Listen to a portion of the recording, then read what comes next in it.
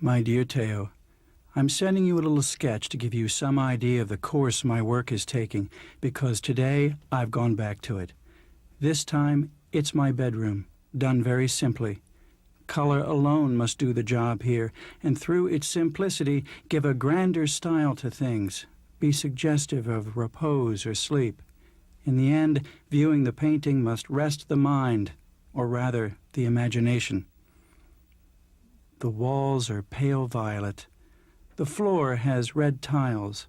The wood of the bed and chairs is the yellow of fresh butter. The sheet and pillows are a very light lime green.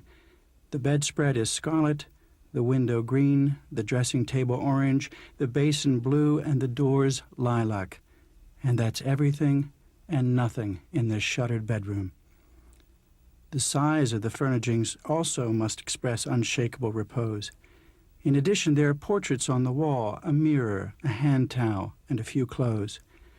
Because there's no white in the painting, the frame will be white. I'll work on it again all day tomorrow, but you'll see that the conception is simple. Shade and shadows are eliminated. It's colored with flat, fresh colors, like the crepons. I'm keeping this letter brief because I'm going to get a very early start tomorrow in order to catch the morning light so that I can finish my canvas. My best wishes, always, Vincent.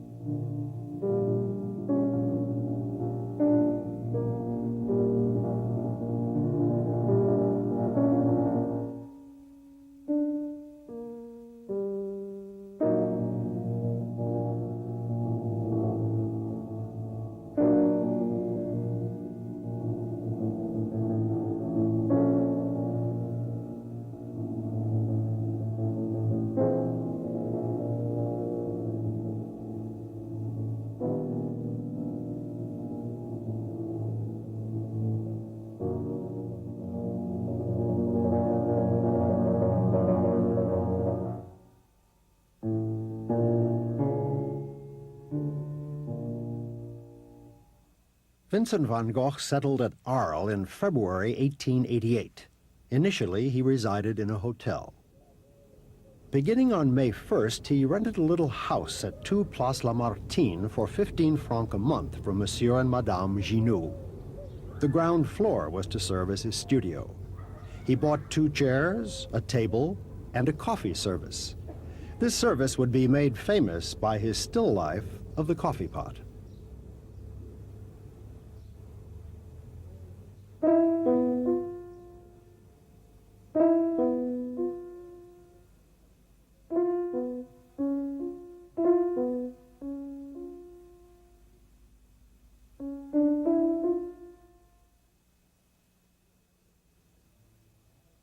However, Vincent typically worked outdoors. On a canal near Arles, he painted the Bridge of Langlois several times.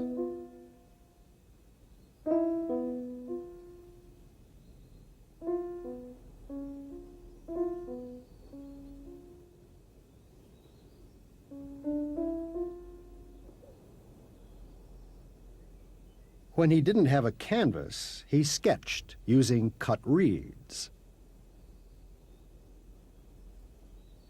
He wrote letters to his brother Theo, a broker of paintings in Paris, who aided him financially. He also corresponded with Paul Gauguin, then at Pont-Aven. Gauguin was ill and debt-ridden. To help him, Vincent proposed that Gauguin join him at Arles. For some time, Vincent had dreamed of establishing an artists' colony similar to those of the Japanese or to the collectives of the ancient Dutch. He imagined that other painters would participate in this group of so-called Impressionists of the South and that Gauguin would be their leader. At the beginning of September, Theo sent Vincent 300 francs, part of an inheritance left by an uncle who had died at the end of July. Vincent bought 2 beds, a dozen chairs, some tables, and a mirror he would use to paint his self-portrait. From Pont-Aven, Gauguin sent Vincent a self-portrait titled Les Misérables. In exchange, Vincent sent his self-portrait with a dedication. He continued to furnish the house, which he had entirely repainted and in which he slept for the first time on Sunday, September 16th. He first made a drawing of his yellow house, then a watercolor, and finally, a canvas.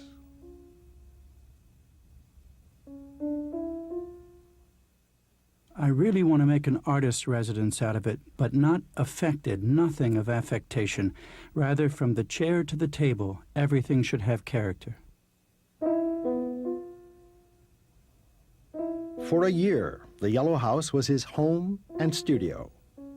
Most of his subjects were chosen from the immediate neighborhood, view of the Rhone, cafe terrace at night, and the Troncantaille Bridge. The viaduct is one shown in the Yellow House, but seen from an inverted axis. In the background are the Place Lamartine and its gardens, which he showed again in The Poetic Garden.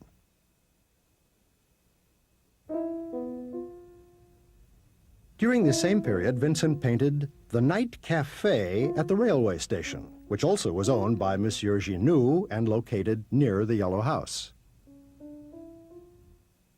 I've tried to use red and green to express terrible human passions. The room is blood red and deep yellow, a green billiard table in the center, and 4 lemon yellow lamps give off an orange and green radiance. Everywhere there is a struggle between extreme reds and greens, in the embodiments of the sleeping men in the empty, sad room of violet and blue. Vincent lived quite alone, but managed to make a few friends. One was a second lieutenant with the Zouaves named Paul-Eugène Millet, to whom Vincent gave drawing lessons. Another was the Belgian painter and poet Eugène Boch, who lived at Fontvieille. I'd like to paint a portrait of an artist friend who dreams grand dreams, who works as the nightingale sings, because it is his nature. This man will be blonde. In the painting, I'd like to show my appreciation, my affection for him. To begin, I'll paint him as he is, as faithfully as I can. But the painting will not end that way. To finish it, I'll be an arbitrary colorist. I'll exaggerate the blonde of his hair going into orange tones and pale yellow. Behind his head, instead of painting a banal wall of a mean apartment, I'll paint infinity. I'll make a simple background of the richest, intensest blue that I can create, and through this simple combination, the blonde head standing out against this rich blue background, I'll produce a mysterious effect, almost that of a star in a deep blue sky. In mid-October, Vincent painted his own bedroom. He announced the project to Theo by sending him a sketch. He also sent a sketch to Gauguin. It has pleased me enormously to create this uncomplicated interior, simplicity à la Seurat. In translating the first drawing sent to Theo into a painting, Vincent made some modifications.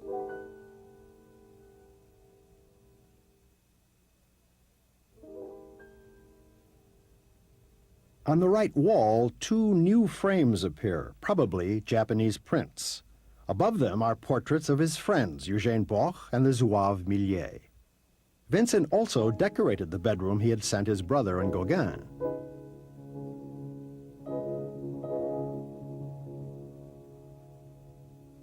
There will be a lodging for someone, the prettiest room upstairs, which, as much as possible, I'll try to make into a bedroom for a truly artistic woman. Gauguin finally arrived on the 23rd of October. The 2 painters lived and worked together rather well. Gauguin completed the furnishings of the Yellow House.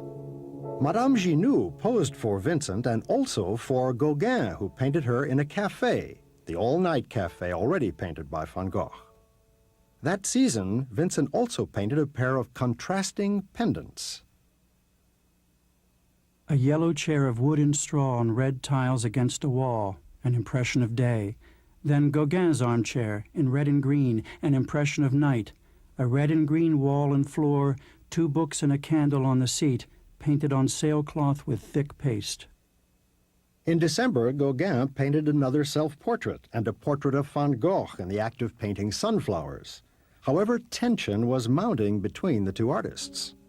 Gauguin and I talk a lot about Delacroix, Rembrandt, and others. Our discussions are like a surge of electricity. Sometimes we leave them with our heads exhausted, like an electric battery after a discharge. On the evening of December 23rd, Van Gogh and Gauguin had a violent dispute. That night, in a frenzy, Vincent cut off a piece of his earlobe with a razor and tried to give it to a prostitute.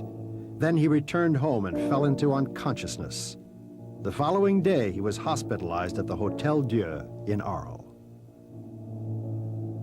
He left the hospital on January 7th and returned to work, but at the beginning of February, he suffered another attack and was hospitalized again. A petition brought by his neighbors against Vincent resulted in the Yellow House being closed by the police. Monsieur Ray said that instead of eating enough and regularly, I sustained myself with coffee and alcohol. I admit all that, but the truth is that to have attained the high yellow note that I attained that summer, I had to cheat a little.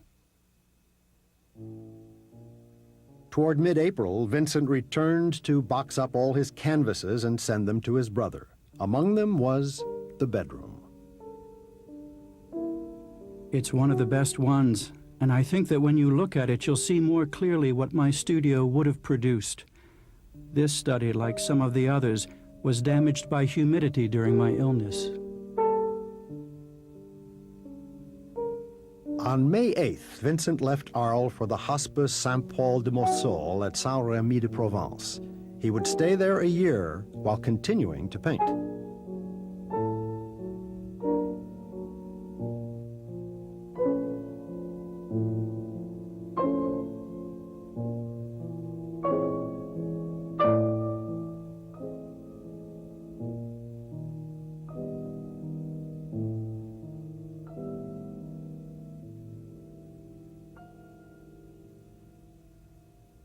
He wanted to make changes to the bedroom, and he asked Theo to return the canvas to him.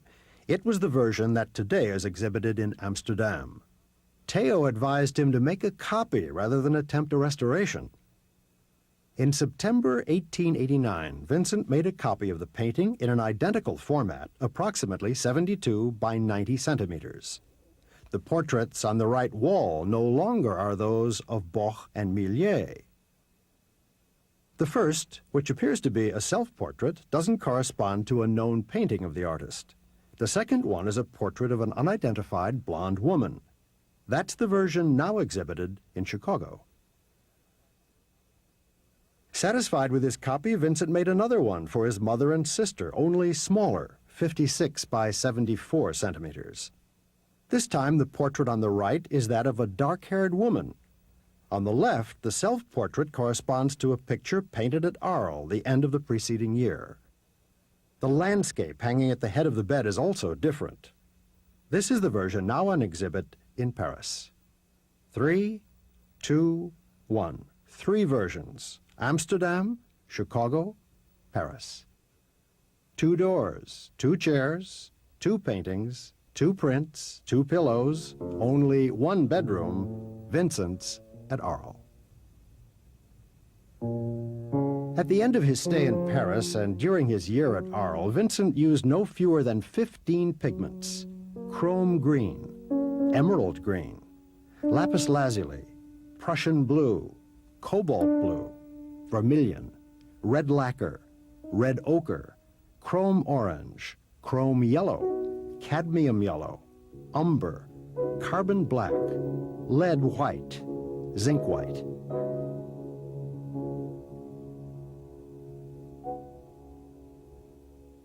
The chrome orange and yellow and the cadmium yellow mixed with white and a few other light colors are the foundation of the gamut of colors associated with his stay at Arles. Like Seurat and Signac, Vincent wanted to base his usage of colors on scientific principles. In the night cafe, he played on the stridents of complementary colors. He would do the same in his self-portrait with a bandaged ear. In the bedroom, he also used pairs of opposite colors: orange-blue, violet-yellow, green-red. In a letter to Theo, Vincent suggested that the painting be framed in white. According to his theory, white would balance the complementary colors and accent their bold effects. In the second and third versions, Vincent introduced a touch of white in the mirror's surface. Through his letters, Vincent indicated that the bedroom walls were, in fact, whitened with lime, and that the floor was paved with red flagstones. Several times he wrote that he exaggerated the colors and changed them arbitrarily. He invented a new chromatism, which several years later the Fauvists would develop to its extreme. Shade and shadows are eliminated. It's colored with flat, fresh colors, like the crepons. The crepons referred to are Japanese prints. Vincent collected, exhibited, and copied them. He often included them in his paintings. He sought himself to obtain the effects of light and depth by the frank juxtaposition of planes of bright colors. Vincent designed his content as Monet had done his in certain paintings. Black or dark-colored strokes encircle objects and delineate spaces that appear to be only later filled with color. The chairs, the table, the bed are edged with lines that reinforce the heaviness of the wood. In several of his canvases at Arles, Vincent used a system of discontinuous brushstrokes, perhaps inspired by the little strokes found in his drawings done with cut reeds.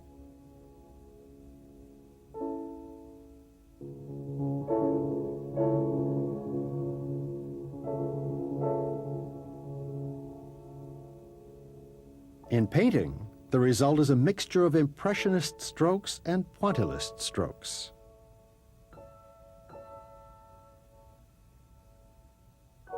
In the bedroom, he sought to avoid this discontinuous swarm. The strokes that fill in the surfaces are connected, very descriptive. They follow the vertical and horizontal boards of the wooden bed. They radiate out along the star-like caning of the straw chairs. They follow the vertical laths of the half-closed shutters. They flee with the lines of the tile floor. These strokes are thick. Their sharp edges catch the light. Thus, the eye of the viewer perceives directions, concentrations, vibrations that recreate the impressions of materials and textures. That's why, despite his arbitrary colors, the bedroom remains realistic.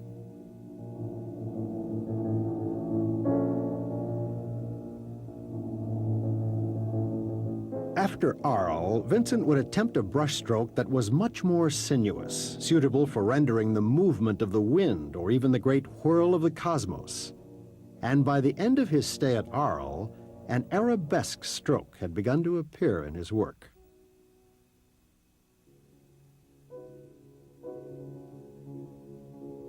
I exaggerate and sometimes change the motif, but in the end, I don't invent the whole painting. On the contrary, I find it ready-made. I just reveal its nature.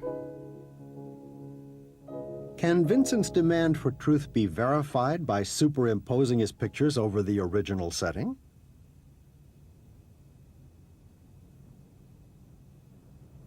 The Yellow House was converted into a cafe. On June 25, 1944, the train station and the iron tracks around it were bombed. The little house was partially destroyed. It could have been restored, but instead, it was razed. Consequently, it's not possible to compare the Yellow House and the bedroom to Van Gogh's pictures. However, both can be reconstructed using the pictures themselves. At La Haye in 1882, Vincent had built an apparatus inspired by the principles of Dürer. In a wooden frame, a network of wires helped the artist reference the lines of a landscape and the sizes of objects. He still had this frame, which he used in the execution of some of his reed drawings and paintings. Vincent had a taste for receding lines. He calculated his frame in such a way that these lines inserted themselves into his composition. In the bedroom, the lines form a network like a spider's web and give the impression of a rapid slope. However, The painting's perspective conforms to classic rules. By extending the lines of the walls, it's possible to arrive at a vanishing point at the bottom of the window. Other alignments also converge on this point. This wasn't the case with the quickly drawn sketches.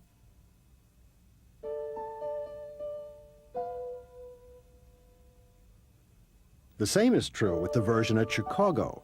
When he copied his first painting, Vincent let the lines float a little. But in the little version painted for his mother and sister, he resumed his perspective. However, the three paintings show several strange details. The bottom of the background wall isn't parallel to the lower edge of the painting. The moldings on the two doors are not aligned on the lines of convergence. The dressing table is placed on the oblique. The bed overlaps the opening of the door.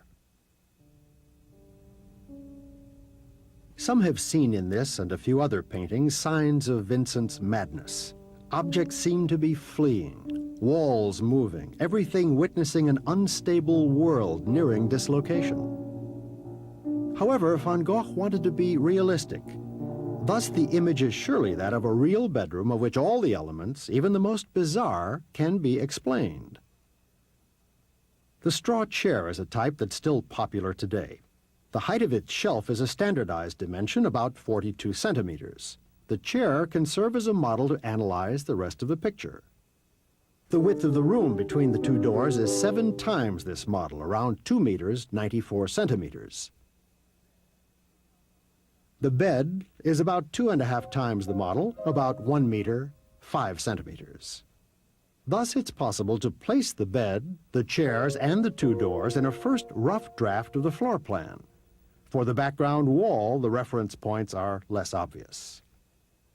Examination of the head of the bed shows that the right bedpost is quite removed from the angle of the room, whereas the left bedpost is very near the clothes tree and the base of the wall.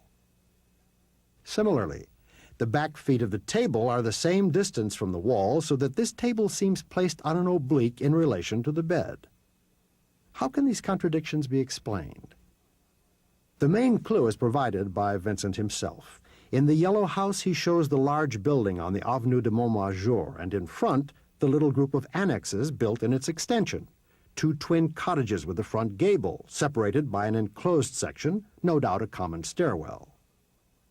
Now, the horizontals marking the floors of the little house aren't parallel to the horizontals of the larger building, which would have been the case if the facades themselves had been parallel.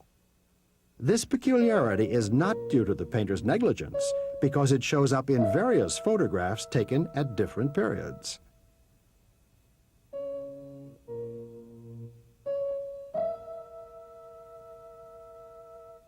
In a city planning dossier that dates from a few years before Vincent's arrival in Arles, there is an exact blueprint.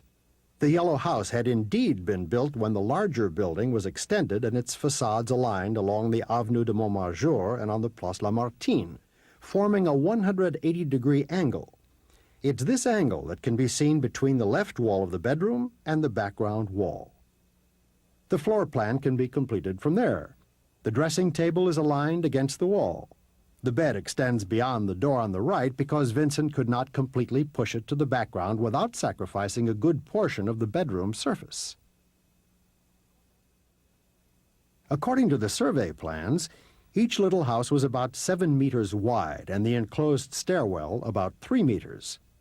Based on the facts of the painting, the background wall measured 3 meters, 35 centimeters.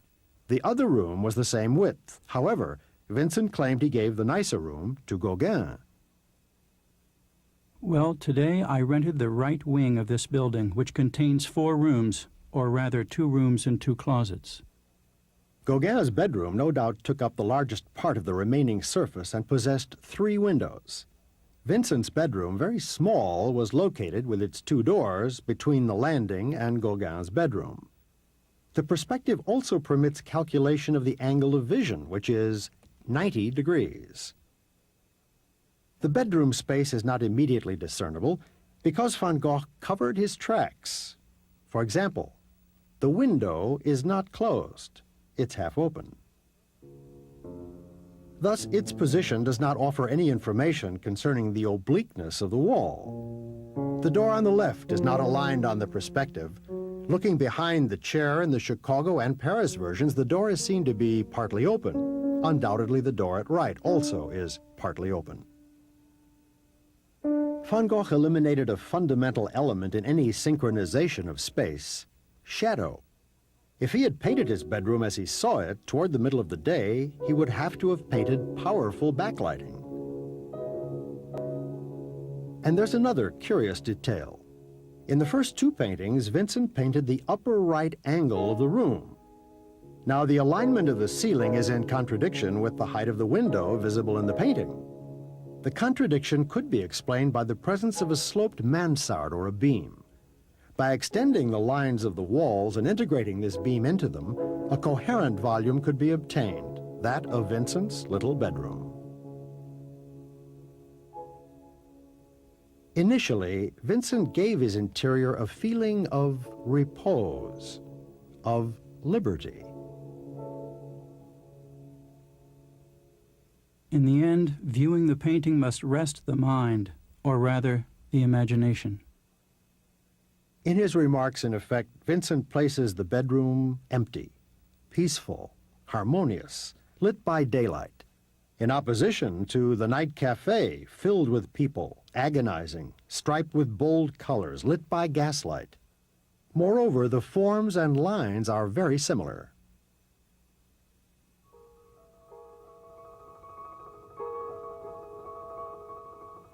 Later, at Saint-Rémy, he would state that the wheat field against a background of mountains could be the counterpart of his bedroom.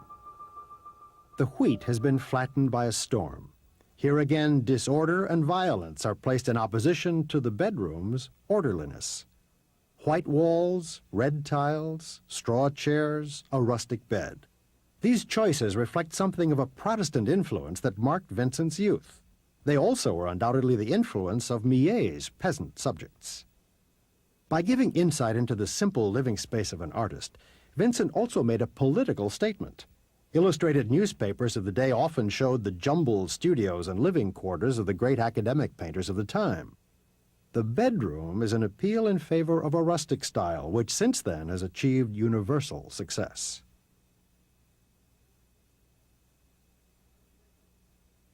And in the bedroom can be seen a large still life in the Dutch tradition. However, the still life is never a neutral genre with Van Gogh. The coffee pot tells of Vincent's metamorphosis, the moment when he finally acceded to the yellow house.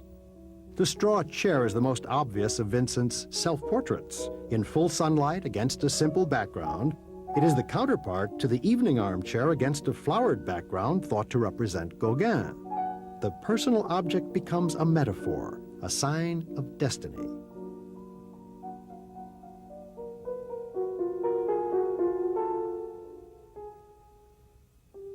In the first version, Vincent hangs on his walls portraits of his two friends at the time. He still dreams about a community of artists. Then he replaces those portraits with the portraits of a couple, himself and an imaginary woman. Van Gogh would have loved to have found a companion. He thought about completing his painting with a nude woman and a cradle. But either he forgot to do it or he was unable to resolve it. The only rare nude women that Vincent painted in the course of his career were prostitutes.